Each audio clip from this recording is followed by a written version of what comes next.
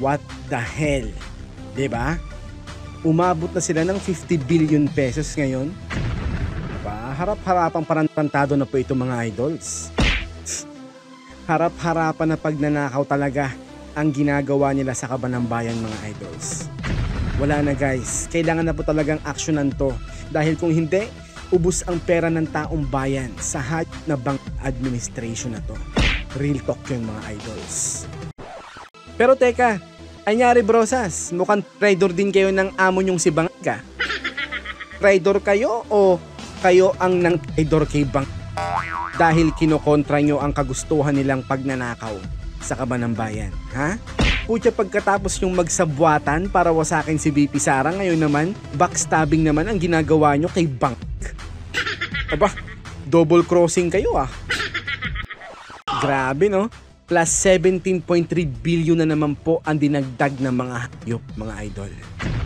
Grabing kahakupan na talaga to. Ay nako, nakakagali talaga sa totoo lang. Kaya kung di pa rin talaga magpi-People Power Season 3 guys, ay nako, marami pang mananakaw ang mga hayop na to. Real talk yun mga idols. Kilos na mga idols, kilos na. Kumilos na po tayo.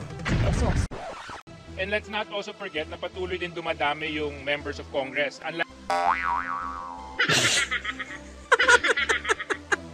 Yan ang sinasabi ko sa inyo guys. Huwag kayong maghahalal ng mga mangmang na representante ng inyong mga probinsya o ng mga party list, ha? Pumili-pili naman kayo ng may utak, okay?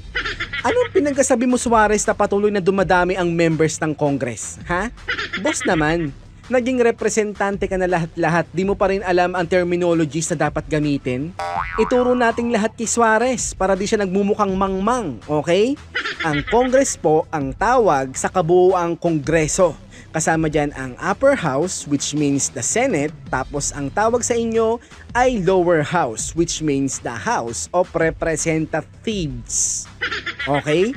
Saka anong sinasabi mong dumadami ang members ng Kamara? Ha? Ano yan? Dumadami ang mga probinsya sa Pinas at mga distrito palagi? Yearly ba yan, boss? Ha? Parami ba ng parami ang nakakapasok na representante ng mga party list? Nagpapatawa ka ba, boss? Ha? Magrarasong ka na lang, paltok pa eh, no? Sabi sa inyo mga idols, iwasan po natin maghalal ng mga mangmang at hangal. Okay? Please lang mga idol. Para iwas tayo sa mga komedyanteng clown dyan sa kamera. Okay? Hello mga kabayans, what's up? This is Mr. Rio once again. So sa last video ko mga idol, pinag-usapan po natin yung Boplax na lang talaga ang magsasabi na may sobra or unused fund ang PhilHealth. Diyos ko Lord naman mga idols, ang pondo po ng PhilHealth ay palagi po talagang sobra-sobra at nag-uumapaw. Pero ang sobra-sobrang pondo na yan ay hindi dapat galawin at hindi dapat gamitin sa kung ano-ano lang na bagay. Tama. Dahil magagalaw lamang po ang pondo na yan sa oras na kailanganin ng more than 60 million members ng PhilHealth. Pero sige guys, para mas malinaw, mag-quick recap po tayo sa paliwanag ko dito para mas maintindihan po ng ating mga kababayan, mga idol. Watch this. Ito guys meron po akong ipapaliwanag sa bawat Filipino members ng PhilHealth na palagi po talagang sobra-sobra ang pondo ng PhilHealth. At ang sobrang pondo na yan ay di po dapat ginagalaw yan sa kung ano-anong bagay lang. Okay? Gagalawin lang yan sa oras na kailanganin yan ng more than 62 million members na may more than 42 million dependents at may more than 108 million beneficiaries ng PhilHealth. Okay? So bakit hindi dapat i-zero ang budget ng PhilHealth? Dahil po sa Universal Healthcare Law na lahat daw po ng mga Filipino ay automatically mako-cover ng PhilHealth kahit hindi naman sila members o nagko-contribute sa PhilHealth. Okay ba? So sila po ang tinatawag na mga indirect members. So sa pondo po ng gobyerno kukunin ang perang pambayad sa hospital claims ng mga indirect members na to dahil sa Universal Healthcare Law. Kaya anong pinagsasabi ng administrasyon na to na may sobra-sobrang pondo ang PhilHealth? Kaya dapat lang i-zero budget sila for 2025. May utak ba kayo? Sa bagay, ang presidente natin walang utak eh. Ano pa bang ine-expect natin sa mga government officials and government employees na nasa ilalim niya, di ba? Mana-mana lang yan eh, hawa-hawa lang. Pucha, wala bang nakapunta sa perspektibo ng paliwanag ko sa lahat ng nasa gobyerno para ipagtanggol ang budget ng PhilHealth na hindi nila dapat i-zero budget ito? Pucha, anong klaseng mga opisyal pala to ng PhilHealth, di ba? Di nyo man lang na ipagtanggol ang budget ng ahensya nyo? Diyos ko po naman. Weak na rin ba? O mahihina na rin ba ang mga utak nyo katulad ng presidente natin? Ha? Kaya guys, nakakaawa ang Pilipinas eh. Kasi buong presidente. Kasi kung buong presidente, edi maahawa sa kabuuhan niya ang mga government officials and government employees. Kaya nagkakandaletse-letse ang Pilipinas eh, no? Tama. So anong sinasabi ng mga bobo sa gobyerno na di daw ginagawa ng PhilHealth ang trabaho nila ng maayos? Dahil daw sobra-sobra or may mga unused fund daw ang PhilHealth? So anong gusto nyo? Magkasakit lahat ng mga Pilipino para lang masabi nyong good job ang PhilHealth? Diba? Mga buong pucha. Kapag di po gumagalaw ang pondo ng PhilHealth, ibig sabihin lang nun, hindi ganun karami ang nagkakasakit na Pilipino. Okay?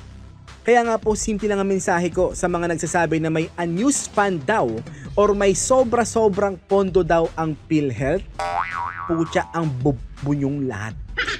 At ang payo ko sa inyo, ipagamot nyo na ang mga utak nyong lahat. So para po mas maintindihan nyo po ang kabuuan ng video na yon, just watch my last video about PhilHealth mga idols. Okay ba? So guys, baka naman pwedeng maglambing sa inyo. Na baka naman pwedeng makahingi ng tulong mga idols. Baka naman po pwede pong pa-follow naman nung bago ko pong FB page na Mr. Rio 2.0 para ma-monetize na po siya mga idols. 300 na lang po kasi ang kulang, monetize na po siya. So, bekenemen mga idols, ha? Pa-follow na lang po mga idols, okay ba? I-search nyo lang po sa FB ang Mr. Rio 2.0 and click follow mga idols. Malay nyo, pag kumita ako ng malaki-laki, mamimigay din po ako sa inyo ng GCash na papremyo. Magpapalaro po ako ng live kapag malaki-laki po ang kinita ko sa monetization ng YouTube and FB. Okay ba mga idols? Kaya guys, para mangyari yon, panoorin nyo lang po ng panoorin palagi ang mga video ko at i-share nyo lang po sa inyong mga FB, Instagram, Twitter, or any platform po na ginagamit nyo palagi. Okay ba mga idol? Maraming salamat mga kabayans. So bago po tayo tumungo sa ating paksa mga idols, punta po muna tayo sa Katok Tawanans. Let's go mga idols. So ito guys, katawaan lamang po ito, okay? Huwag po sanang seryosohin ng mga religious followers natin. Ito pong Katok Tawanans natin. Okay ba mga idols? Kasi guys, alam nyo ba na hindi lang pala 10 ang utos ng Diyos mga idols? 15 pala ito originally. Tingnan nyo guys, di ba? Nabasag po yung pong 11 to 15. Kaya naging 10 na lang po pala ang utos ng Diyos mga idols. So ano kaya yung 11 to 15 mga idols, no? 11, bawal awayin ang misis nyo. Pang number 12, bawal gumante pag binubugbog ka ng misis mo. Pang number 13, bawal tingnan ang cellphone ng mga misis nyo. Pang number 14, bawal sitahin ang bisyo ng misis nyo. At ang pang number 15, malamang bawal ang mas malaki ang parte ni mister sa kanyang sahod. Dapat laging mas malaki kay misis. Nako, alam nyo kahit nabasag yung 11 to 15 na yon, naka-establish na yan sa kada relationship ng mag-asawa mga idols. Tama. Well, ganun talaga ang buhay may asawa at pamilyado mga idols. Masanay na tayo. Kaya ikaw, oo ikaw, kung single ka pa, mag-isip-isip ka na kung kakayanin mo ba ang buhay may asawa. So guys, dahil malapit na naman ang halalan, hindi ko po makakalimutang paalalahanan ang ating mga kababayan na nakakatanggap ng ayuda from AIX, AKAP, TUPAD, or any kind of ayuda na binibigay ng mga representante ng inyong mga probinsya. Let me remind everyone na pera din po nating lahat yan. Tama. Binibigay lang po nila yan sa inyo para magkaroon kayo ng utang na loob sa kanila.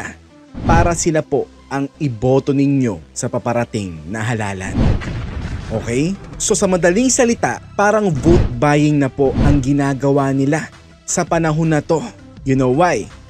Kasi po lahat ng mga programang nabanggit ko po na nagbibigay ng ayuda sa mga tao ngayon ay nabuo po para solusyonan ang financial crisis nating lahat noong panahon ng pandemic. So bakit nag-e-exist pa rin ang mga programa na yan ngayong wala naman ng pandemic? 'Di ba? So ang motibo ay kitang-kita na gusto lamang nila magpasikat at umeksena. So meaning to say, this ayuda are just a band-aid solution dahil ang tamang solusyon ay mabigyan dapat ng kabuhayan o trabaho ang bawat tao. Ibaba ang presyo ng mga bilihin at puksain ang kahirapan sa pamamagitan ng pagpigil sa korupsyon ang tamang solusyon. Hindi ang mga ayuda na yan. Kaya naman mga idol, huwag po tayo magpapadala sa mga ayuda aka vote buying nila. Dahil lahat naman ng mga perang binibigay nila ay hindi naman sa kanila. So wala kayo dapat maging utang na loob sa mga ayuda na yan. Dahil uulitin ko, pera din po nating lahat yan. Okay? So sa darating na eleksyon mga kapatids, tanggapin nyo po ang mga perang binibigay nila sa inyo para bilhin ang mga boto ninyo. Fine, tanggapin nyo yan. Lamang tiyan din yan. Tapos, iboto nyo pa rin ang kandidatong gusto nyo. Bakit? Malalaman pa ba nila kung sino ang binoto nyo?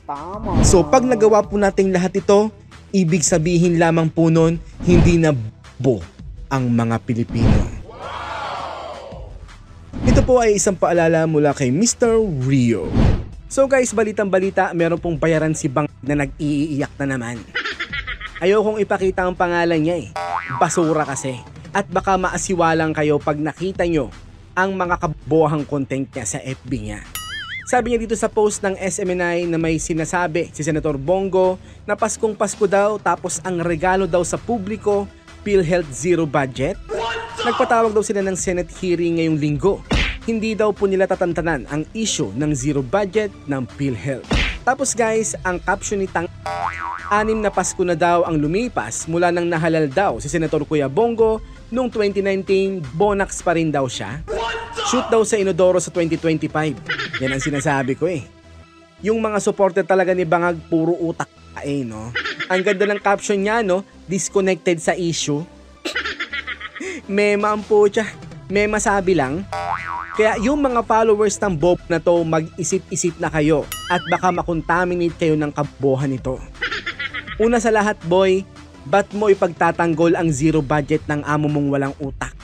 Eh mali yun. Kasi merong universal healthcare law.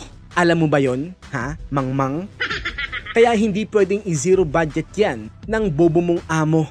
Dahil sa budget na yan kinukuha ang mga pambayad sa mga diskwento ng mga indirect members ng PhilHealth, okay?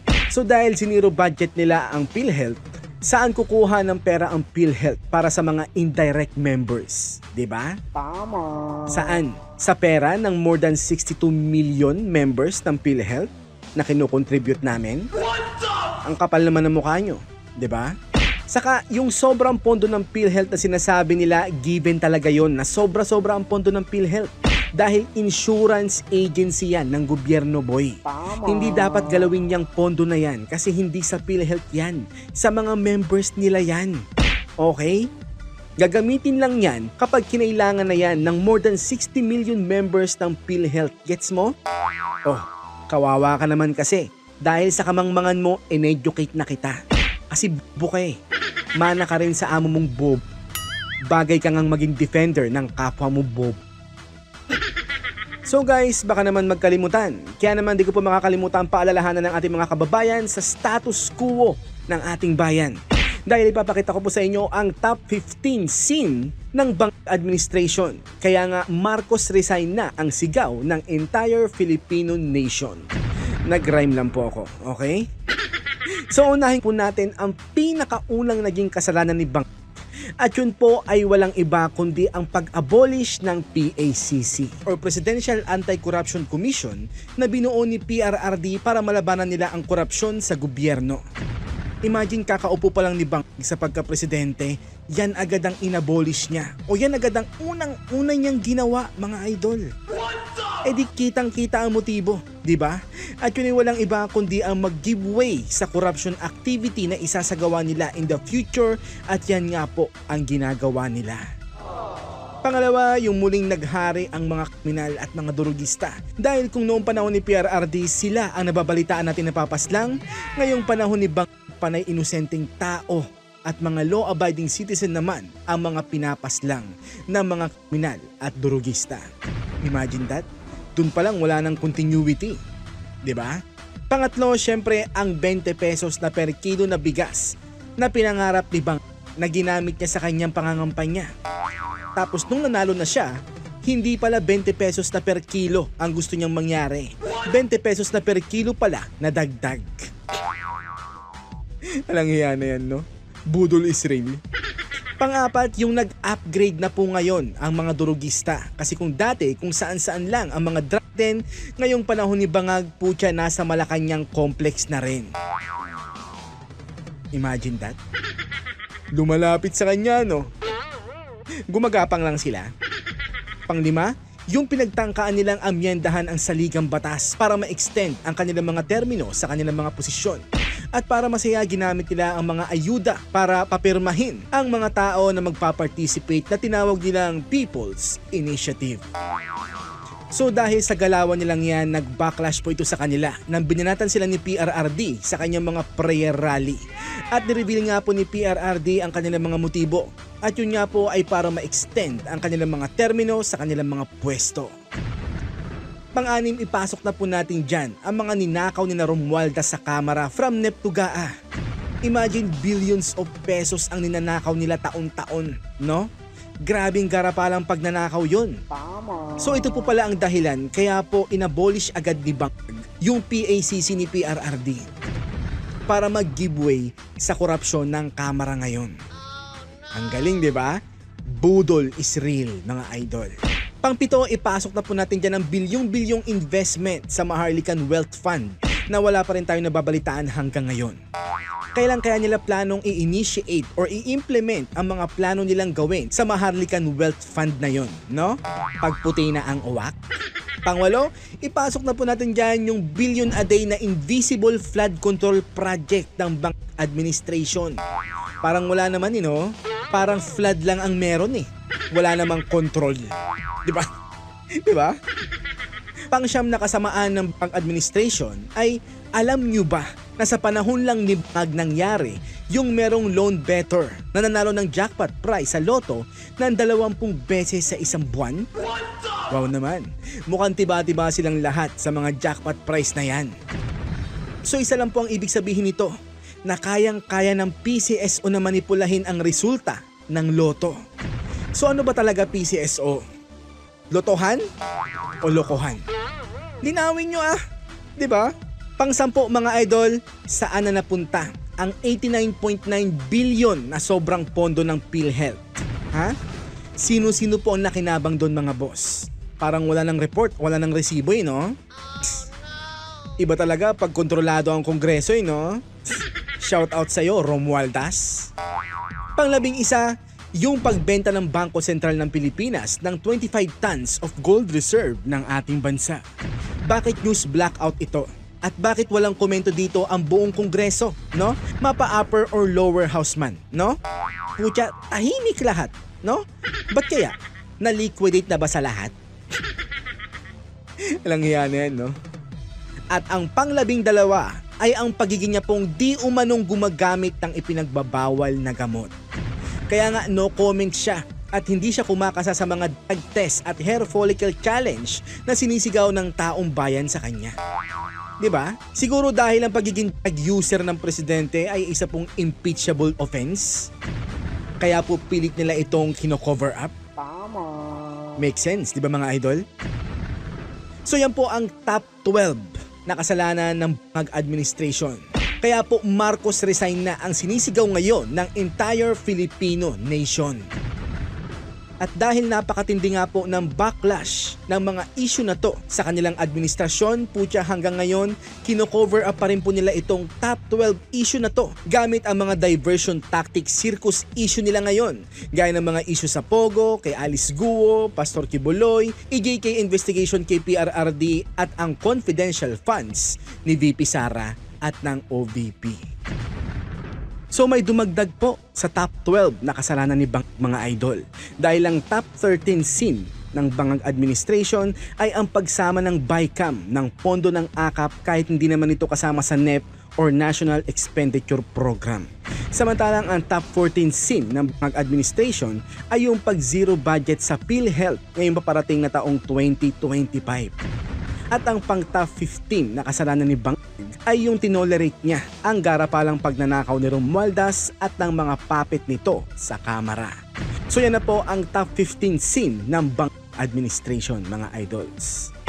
So ngayon naman mga idols, magkokomento naman po tayo sa post ulit ng SMNI sa statement ni Idol Sas Rogando Sasot mga idols.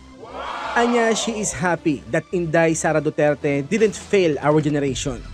Kahit daw hindi manalo, kahit matalo daw siya dyan sa impeachment, kahit di daw siya maging presidente, VP Sara represented our generation so well.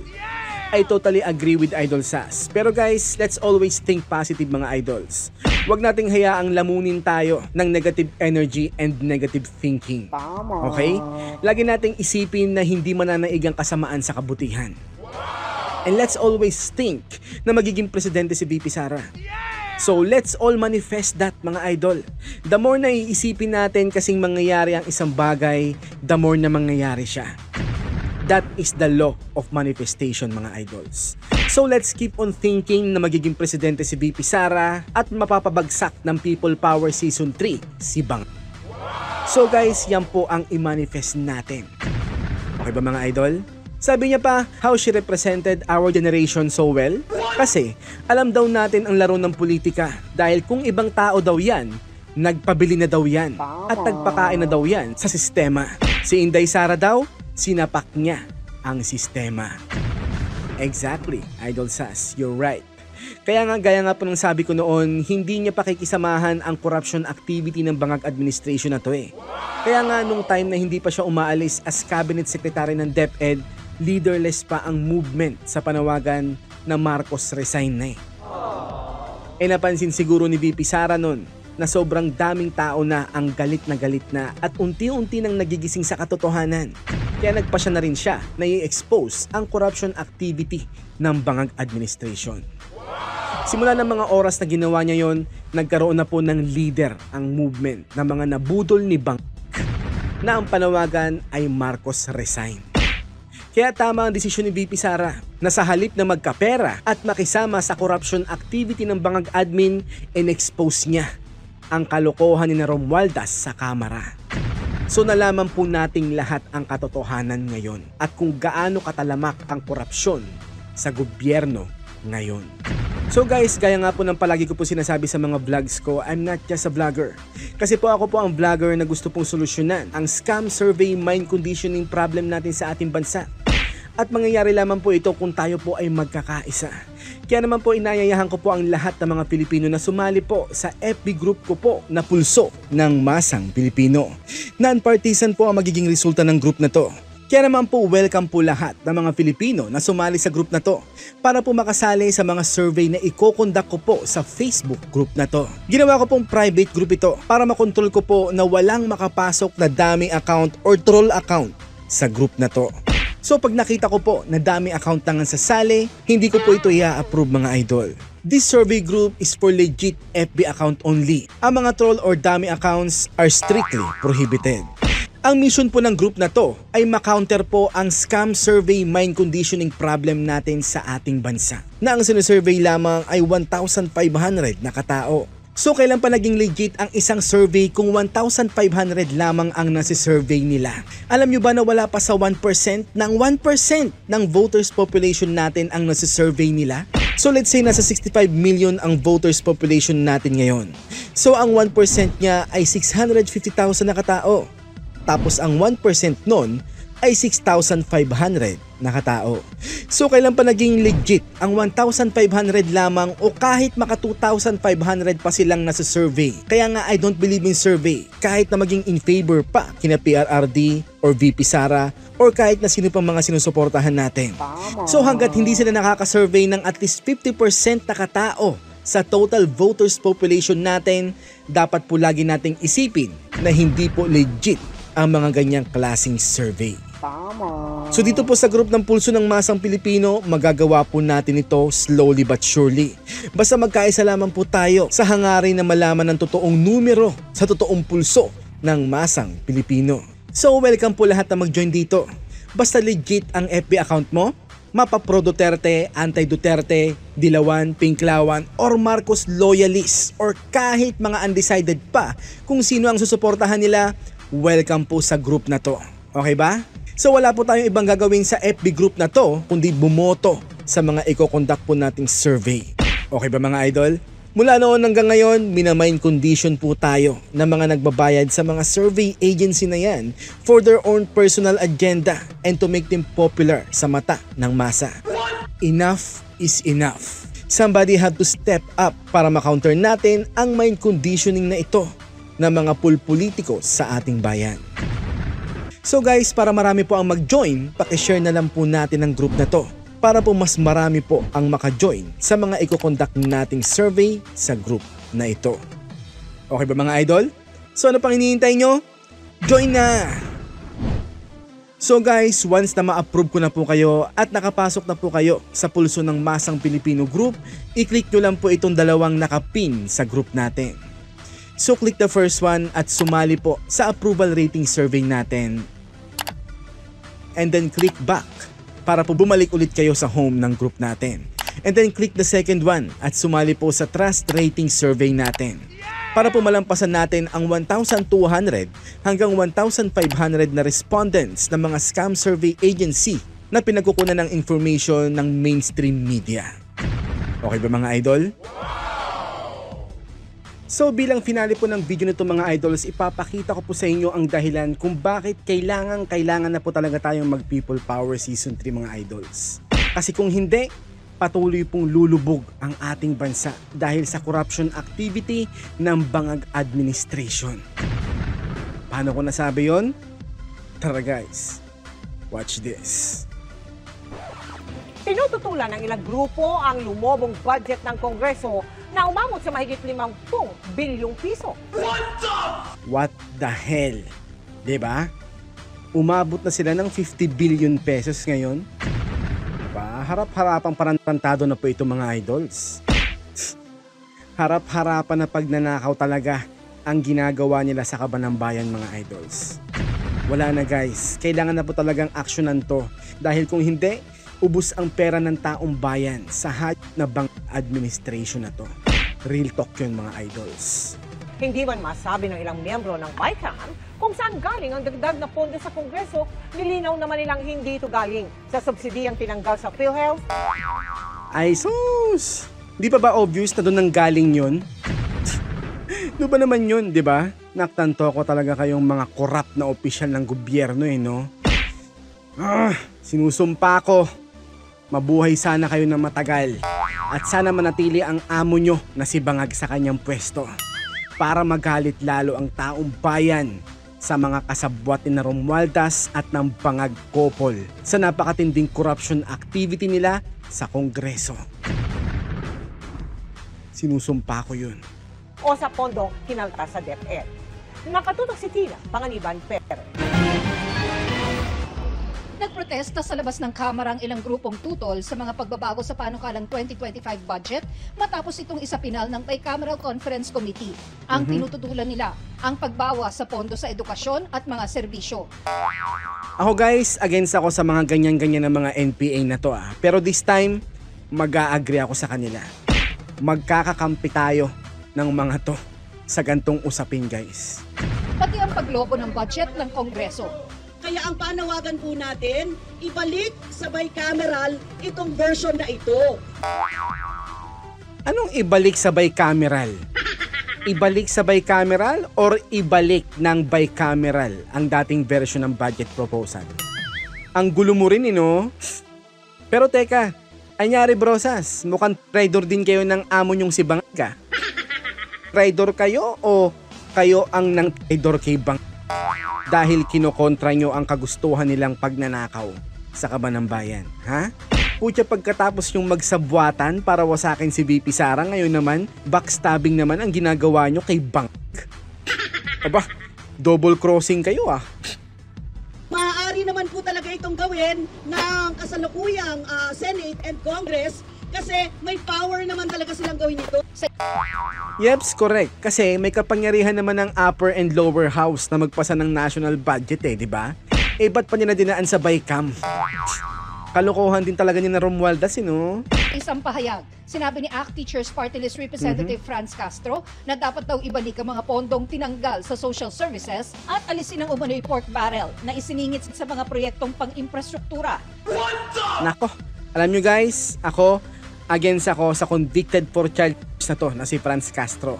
Pero this time, agree ako sa kanya. So pork barrel is officially back pala sa Bang administration, no? Yan na po tayo sa Bang Pilipinas mga idols. Real talk yun. Pati na ang napakalaking nadagdag sa budget ng Kamara na Ba't umaangal ka, Franz? Isa ka rin naman sa mga ikinabang dyan, di ba? Member ka ng house. Tama. ACT Teachers Party List ka, di ba? So anong pinuputok ng butchi mo? Ha? Ano to? Political circus? Objection mo kuno para sikat ka? Dahil mag-e-eleksyon? Ganun ba yun, Franz? Ha?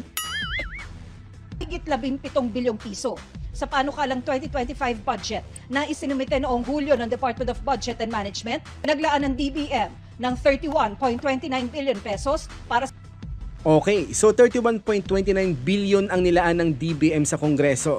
So yan lang dapat ang budget nila from NEP or National Expenditure Program, di ba? buong Kongreso. Pero pagkadaan sa Bicameral Conference Committee, tumalon ito sa mahigit 50 billion pesos. So imbis na GAA, BICAM naman ngayon mga idols. So BICAM ang nag-approve ng more than 50 billion pesos sa budget ng buong Kongreso. Wow! Pugad talaga ng corrupt government official ang Congress, no? Tama lang talaga yung sigaw ng taong bayan noon na i-abolish na po talaga ang Congress. Dahil sa mga ganitong garapalang pagnanakaw, no?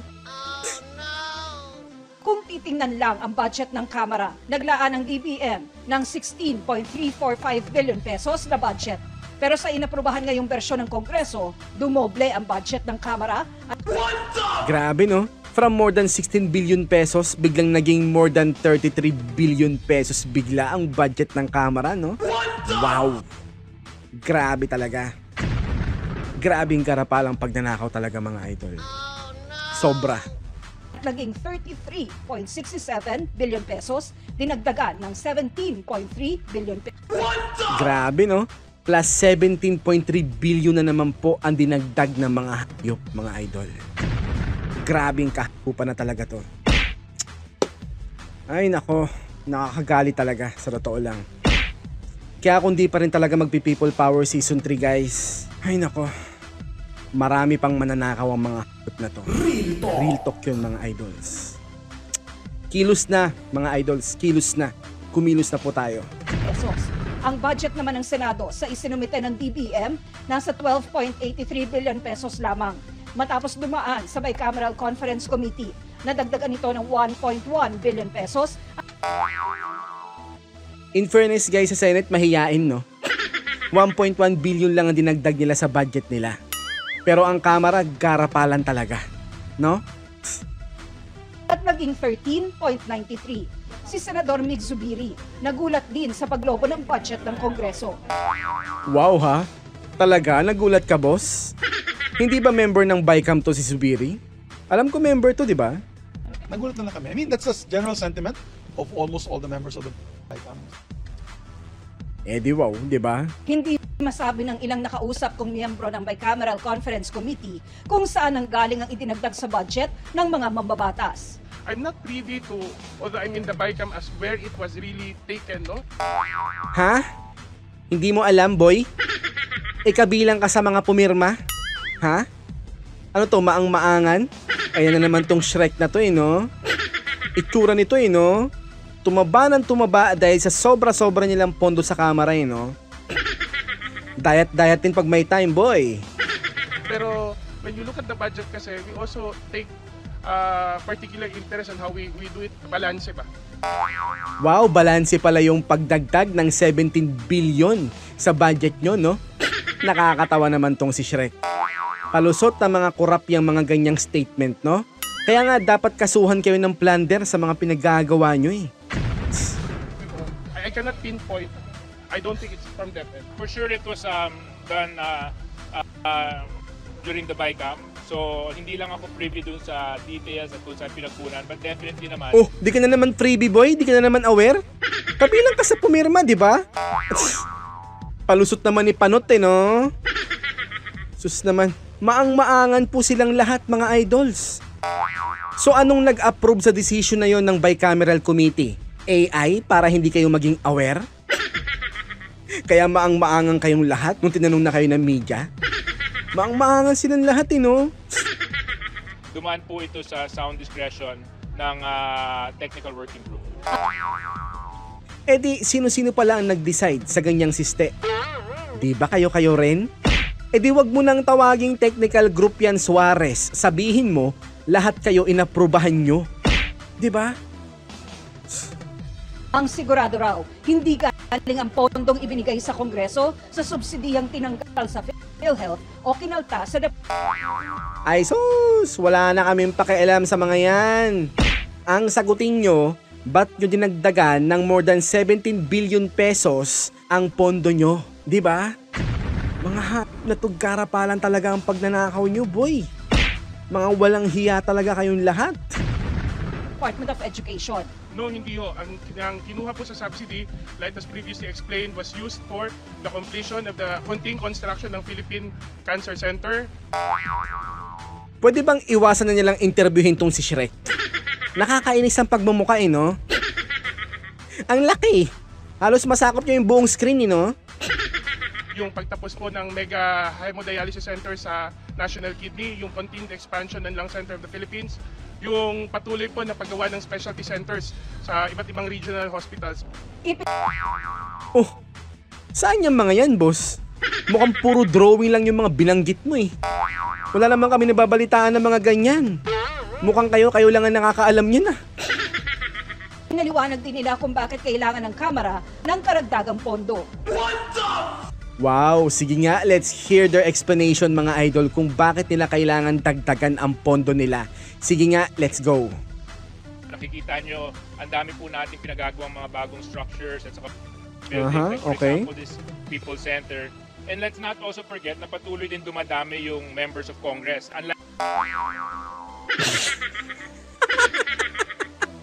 Yan ang sinasabi ko sa inyo guys. Huwag kayong maghahalal ng mga mangmang na representante ng inyong mga probinsya o ng mga party list, ha? Pumili-pili naman kayo ng may utak, okay? Anong pinagkasabi mo, Suarez, na patuloy na dumadami ang members ng Congress, ha? Boss naman, naging representante ka na lahat-lahat, di mo pa rin alam ang terminologies na dapat gamitin? Ituro nating lahat kay Suarez para di siya nagmumukhang mangmang, okay? Ang Congress po ang tawag sa kabuuang Kongreso. Kasama dyan ang upper house, which means the Senate, tapos ang tawag sa inyo ay lower house, which means the House of Representatives. Okay? Saka anong sinasabi mong dumadami ang members ng Kamara? Ha?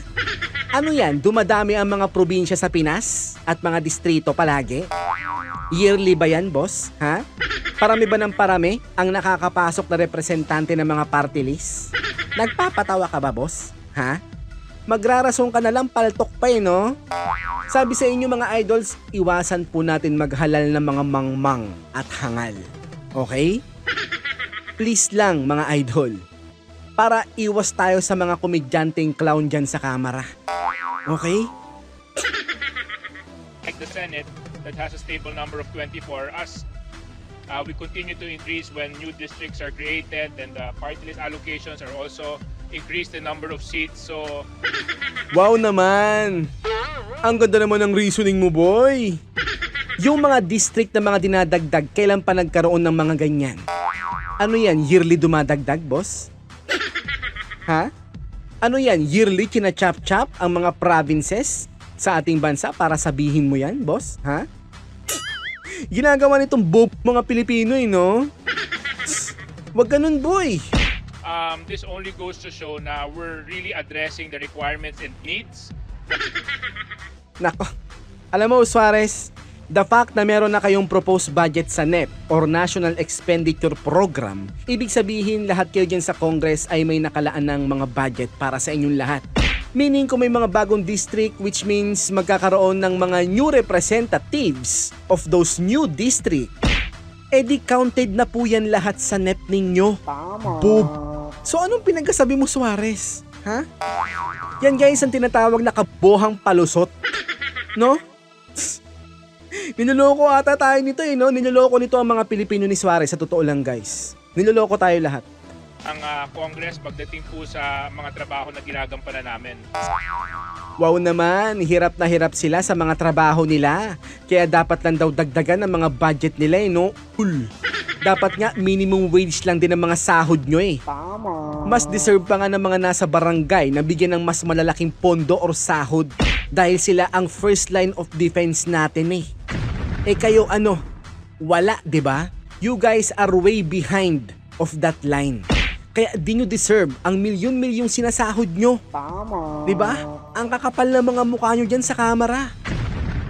So guys, hanggat nagbibingi-bingihan tayo, nagbubulag-bulagan at nagpipipipipihan tayo sa ginagawa ng mga magnanakaw na to, patuloy po ang paglubog ng bayang to. Tama. It will be inevitable kung wala pa tayong gagawin para pigilan to. So dapat na talagang magkaisa na ang mga Pilipino para pigilan ang mga pagnanakaw na to.